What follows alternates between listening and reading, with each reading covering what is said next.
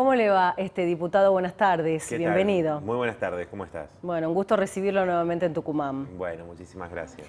Vino en el marco, por supuesto, ya estamos camino a lo que van a ser las elecciones en la provincia, ha repercutido mucho, por supuesto, lo que pasó el 14 de mayo en Tucumán con que no se iban a realizar las elecciones. ¿Cómo lo ve usted a las elecciones para el 11? Bueno, mirá, sí, primero es una repercusión importante la que hubo, donde mostró por un lado este rol de la Corte, ¿no? De la justicia a nivel nacional, y por otro lado un sistema electoral de la provincia de Tucumán que es bastante tramposo, ¿no? Con todo este tema de los acoples y demás, ¿no? Entonces, de cara al 11, yo creo que el Frente de Izquierda está muy bien posicionado con nuestras candidatas y candidatos, en particular nuestra compañera Alejandra Regues. Sí, sí. Estamos disputando para que ingrese a la legislatura, ¿no? Sería un hecho histórico, ¿no?, que el Frente de Izquierda ingrese a la legislatura este 11 de junio. Así es, desde el 83, o sea, no ha habido ninguna representación de la izquierda socialista, anticapitalista aquí en Tucumán, justamente por este sistema tramposo, fraudulento de los acoples, donde hay... Ustedes están en contra de los acoples, ¿no? Sí, sí, nosotros no solamente estamos en contra, sino que no llevamos ningún acople, ni hacemos todas las trampas que hacen los partidos tradicionales, como el PJ y Cambiemos, ¿no? Porque del lado de Juntos por el Cambio acusan de feudalismo, etcétera, al gobierno del peronismo, cosas ciertas que se dicen, pero del otro lado hay que ver qué es lo que hacen realmente, ¿no? Porque vos, por ejemplo, tenés hoy en Jujuy una reforma constitucional de la UCR, Gerardo Morales, que no solo quiere cercenar el derecho a la protesta, sino terminar con la división de poderes, ¿no? La suma del poder público quiere Gerardo Morales en la provincia de Jujuy. Bueno, eso a las claras te muestra que cuando hablan de división de poderes, republicanismo, criticando a otros, no lo practican donde gobiernan, ¿no? Y bueno, yo creo que es muy importante la voz del Frente de Izquierda y Alejandra, porque en Tucumán se necesita que las mujeres que luchan por sus derechos, que dieron un gran ejemplo también en Tucumán, contra la violencia machista, por el derecho al aborto. Inclusive estamos a 8 años, ¿no? Bueno, ahora se cumplen... 8 o 10. Desde el 2015, ¿no? Sí. El primer Ni Una Menos, son 8 años. 8. Y bueno, una fuerte manifestación también hubo en el día de hoy, y mañana va a ser en todo el país. En todo el país. Los derechos de los trabajadores, que la verdad que es una situación muy crítica. Estuvimos con trabajadores del Citrus cuando visitamos con Miriam Bregman hace poquito tiempo aquí la provincia, nuestra precandidata a presidenta, y bueno, junto a Alejandra estuvimos conversando con ellos y nos contaban, ¿no?, su situación, que es trabajar una cantidad de horas impresionante en condiciones terribles, sin derecho siquiera a tener un lugar donde sentarse para comer, digamos, tienen que comer en el piso, no tienen para ir al baño. O sea, es un escándalo la situación, ¿no? Los trabajadores y los ingenios en estos días conquistaron un aumento muy importante porque salieron a la calle, se organizaron, dijeron, bueno, no vamos a permitir que nos sigan pisoteando, el sindicato no hace nada, y le impusieron que el sindicato se mueva, ¿no? La verdad que es un gran logro, porque los sindicatos... Gracias que tienen un sindicato que los defienda también. Bueno, muchos trabajadores no lo tienen, ¿no? Entonces, eso. bueno, también ese es un tema que nosotros venimos insistiendo, ¿no? Por eso te digo, todas esas voces, todas esas luchas, es muy importante que estén representadas, los estudiantes, los jóvenes. Nosotros venimos con una propuesta también Justamente le iba a preguntar, ¿cuáles son las propuestas que usted tiene para ser presidente? Bueno, mirá, nosotros tenemos propuestas a nivel nacional. En primer lugar, que ningún trabajador cobre menos de lo que cuesta la canasta familiar. Eso en primer lugar. Después vos tenés, frente al tema de la inflación, múltiples razones que explican el tema inflacionario, ¿no? Un aparato productivo de la Argentina muy atrasado y sobre todo una fuga de recursos, de las divisas, de los dólares del país por parte de los grandes empresarios. Fíjate que ha habido durante los primeros 3 años del gobierno de Alberto Fernández un superávit comercial de 48.000 millones de dólares. Esto lo dijo inclusive Cristina Kirchner, que habla como si ella no fuese la vicepresidenta del país, de la Argentina, Pero ¿qué pasó con esos recursos? Porque no hay en el Banco Central hoy ni $1 de todos esos. ¿Por qué? Porque se lo llevaron con el pago de la deuda al Fondo Monetario y a los especuladores privados, se lo llevaron en los préstamos a las casas matrices que hacen las multinacionales, que son préstamos truchos, ¿no? Hacen como que, bueno, tal empresa pidió un préstamo a su propia casa matriz en el extranjero, en realidad es para llevarse los dólares al precio oficial. Lo mismo con el adelanto de importaciones. Hay otros mecanismos, pero son múltiples, ¿no? ¿Y qué pasa? Entonces nosotros decimos nacionalizar la banca, que los trabajadores sean los que controlen todo eso y que se permita tener la posibilidad de dar créditos baratos.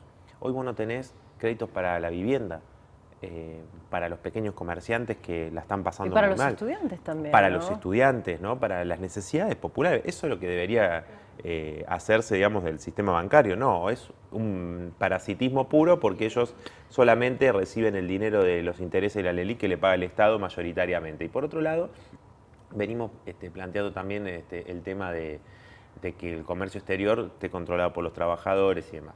Eso con respecto, digamos, a evitar que la vulnerabilidad para la presión inflacionaria, ¿no? Si vos, ¿por qué se devalúa permanentemente el peso frente al dólar? Bueno, justamente porque la escasez de dólares, pero todos esos recursos podrían quedarse en el país y estar a disposición de la construcción de las escuelas, los hospitales. Bueno, otra de las propuestas que nosotros venimos haciendo está muy relacionada con esto que hablábamos recién, de la precarización del empleo. Muchos tienen que laburar en 2 o 3 y en negro también, ¿no? Trabajos, la informalidad laboral es terrible, o sea, la juventud, yo creo que la mayor parte de los jóvenes no conocen lo que es el aguinaldo, las vacaciones, derecho a enfermarte, o sea, una licencia por enfermedad, ni siquiera tenés derecho a enfermarte ya. Entonces, todas esas conquistas que aún... ¿Y los estudiantes de las universidades qué haría como presidente en tema de educación? Bueno, creo que es muy importante la defensa de la educación pública. Reforzar un poco más, porque, a ver, acá, sí, por ejemplo, en la provincia de Tucumán hay muchos paros.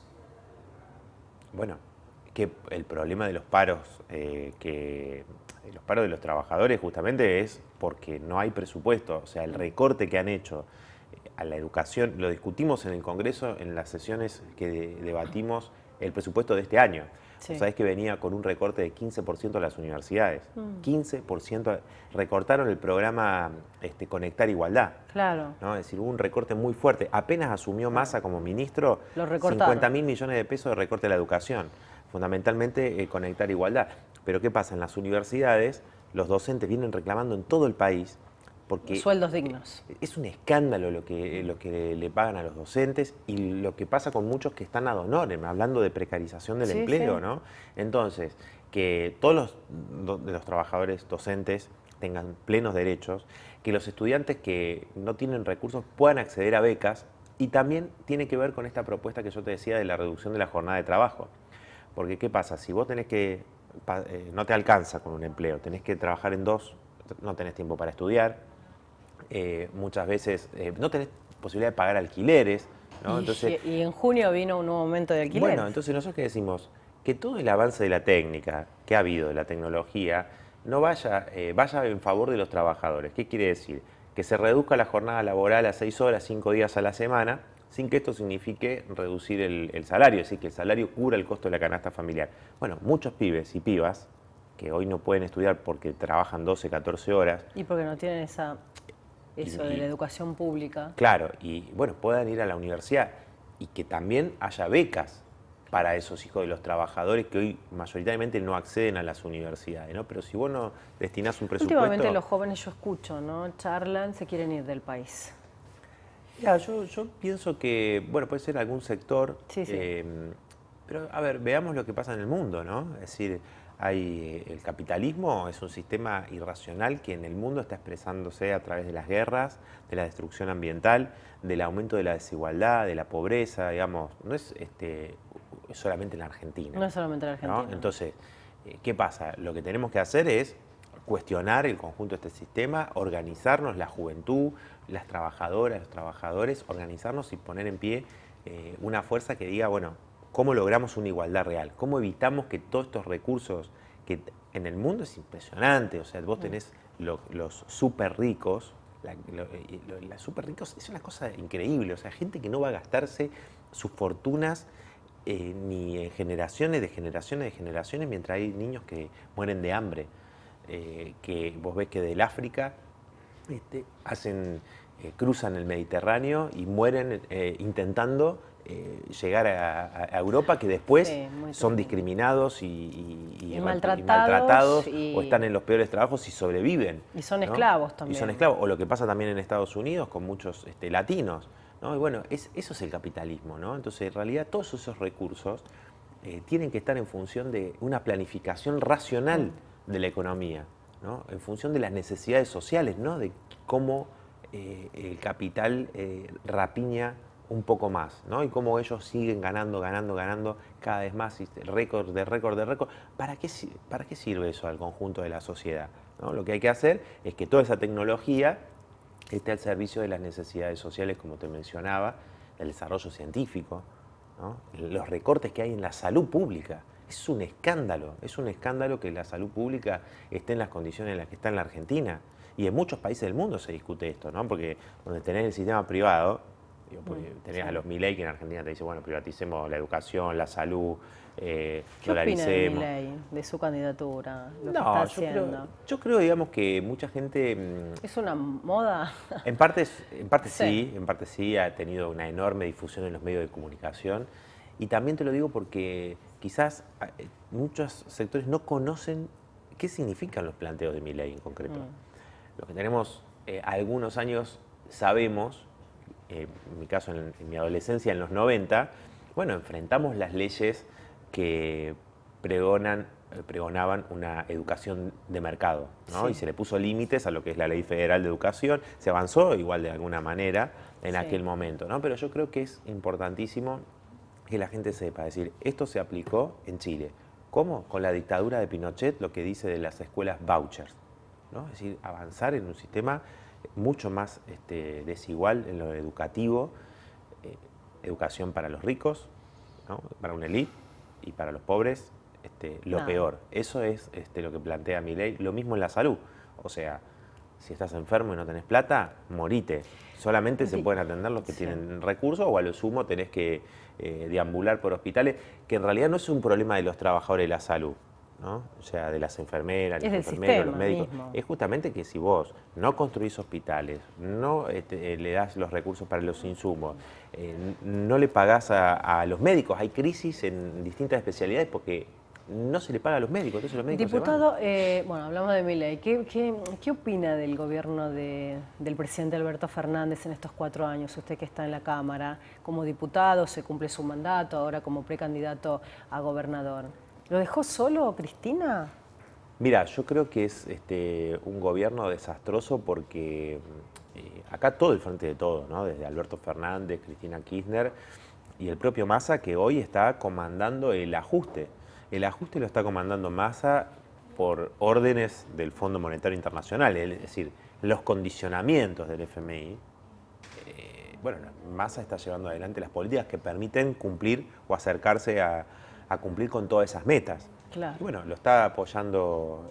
Tuvo muchos renunciamientos a lo largo de estos 4 años, varios ministros. Pero el gobierno fracasó en lo que planteó durante la campaña electoral del 2015. Yo fui candidato a presidente en aquel momento y decíamos, si se reconoce esta deuda con el Fondo Monetario Internacional, que es una deuda totalmente ilegítima, que contrajo el gobierno de Macri, que no fue para construir hospitales, escuelas, sino que fue para la fuga de capitales de los amigos de Macri, y el pueblo se hace cargo de eso, va a ser con el hambre del pueblo. No decían, no. Nosotros, el peronismo va a garantizar pagar la deuda y al mismo tiempo que le demos aumento de salario a los trabajadores. Los bancos ya no se van a beneficiar, decían con las LELIC, ahora le vamos a dar aumento a los jubilados. Los jubilados perdieron 30 puntos. Si vos no tomás en cuenta los bonos de la mínima y algunos otros jubilados, la gran mayoría de los que no recibieron el bono perdieron 30 puntos con respecto a la inflación. O sea, no cumplieron ninguna de las promesas, de los planteos que hicieron, que era dejar atrás el ajuste macrista, sino que agravaron los problemas de los ingresos de los trabajadores y los jubilados, el problema habitacional, todos los problemas que ya se venían dando. obviamente, existió la pandemia, está la sequía, todo. Claro, Pero nos tocaron años difíciles. pero el gobierno lo toma como una excusa para justificar que no llevó adelante las promesas que era beneficiar a los de abajo, primero a los últimos, dijo Alberto Fernández, y terminó beneficiando a los mismos de siempre. Hubo una transferencia de ingresos desde los asalariados a los grandes grupos empresarios de 41 mil millones de dólares bajo el gobierno de Alberto Fernández en los primeros 2 años. O sea, digo, ahí te das cuenta. Fuerte. Y lo denuncian los propios sectores del gobierno. Dicen, se beneficiaron los 4 mismos... ¿Hay candidato? Todavía no hay. En el run en diputados, ¿qué se escucha? ¿Quién podría ser el elegido para reemplazar a Alberto? No, bueno, el Frente de Todos tiene su propia interna, digamos, están dando vueltas con esto de las candidaturas justamente porque porque han perdido mucho apoyo. Digo, nosotros lo vimos en el 2021 ya, ¿no? Es decir, cuando la estafa electoral del Frente de Todos se ve en concreto, bueno, es difícil porque, claro, te ponen a Milei diciendo que si no tenés plata, vende un riñón. Bueno, frente a eso, cualquiera, digamos, o que los derechos de las mujeres, hay que eliminar los derechos de las mujeres, o que no hay que dar educación sexual en las escuelas, o sea, algo totalmente retrógrado.